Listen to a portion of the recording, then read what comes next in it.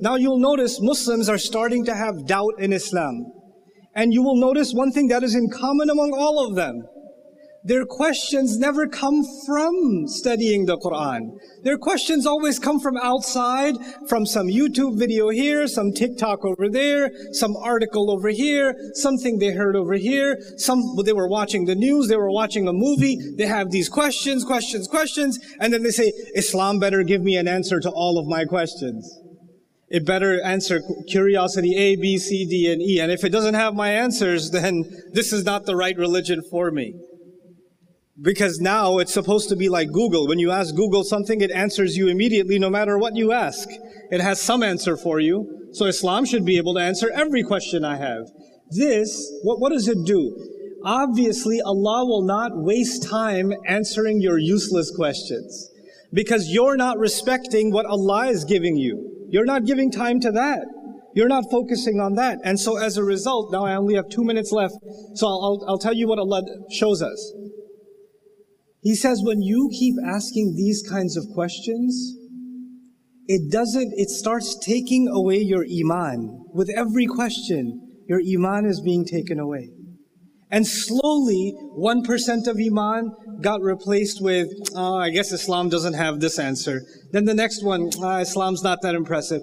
And you're becoming ungrateful for Islam. One of the words for being ungrateful is kufr. Kufr is not just disbelief. Kufr is also kufran al-ni'mah. It means to be ungrateful. So Allah says, وَمَن يَتَبَدَّلِ الْكُفْرَ بِالْإِيمَانِ فَقَدْ ضَلَّ سَوَاءَ السَّبِيلِ. Are you going to ask questions like Musa was asked before? Because whoever replaces kufr with iman, meaning they took their iman, got rid of it, put kufr there instead, then they've gone off on the wrong path. That's why they are asking these wrong kinds of questions. This is a crisis because now, because of the devices that we have, Snapchat, TikTok, Instagram, Facebook, YouTube Shorts, new idea, constantly being bombed with new ideas. And with every new idea, you have different kinds of questions. And then you say, Islam doesn't have the answer. There's so many different ideas, and Islam has no direction, no answer. Now, this is the last thing I'll share with you. I'd like you to take this as the lesson. We all have questions. We're human beings. You can't help it. There's no way you can stop your mind from having questions. But try this for me. Take all of your questions, and you take a shelf in your brain, and you put them in the shelf, and you lock the shelf. Close it. Hold your questions. Don't think about them all the time. Let them go. And then start studying the Quran. Study the Fatiha. Study Baqarah. Study Ali Imran. Take time, even if it's little, 30 minutes a day, 20 minutes a day. But study Allah's book and think about what Allah is saying. Think about what Allah... Don't think about it from the point of view of your question. I'm looking for the answer to my question. Let me see if I find it. No. Your questions are on pause. They're in the fridge. Let them get cold. Your focus is on what Allah is saying. And you know what's going to happen? So many of your questions will start disappearing. Because you'll realize those questions were pointless. There was no purpose to them. When Musa alayhi salam was asked what color cow, there was no point to that question. When he was asked, is it a young cow or an old cow, there was no point to that question. There was no reason to ask that question. When the Quraysh said the Prophet ﷺ, isn't he a poet? Isn't he a magician? Isn't he? They asked all these questions. Allah didn't answer any of those questions.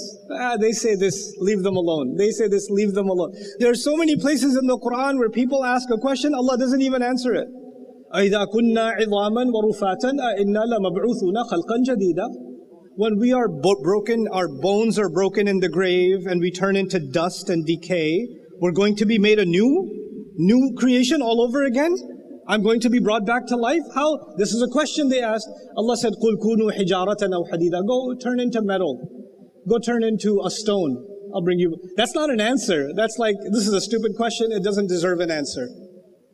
So what does Allah do when you study the Quran? He guides your questions. Guidance does not come from answers. Guidance comes from asking the right questions. And that's the lesson that's being taught in this ayah. So in this short time, my hope is that as you put those questions on the side and you start asking Allah directly what He's talking about, focus on the lesson at hand, you will find that eventually you'll open that shelf and it will be empty inside. There won't be anything left.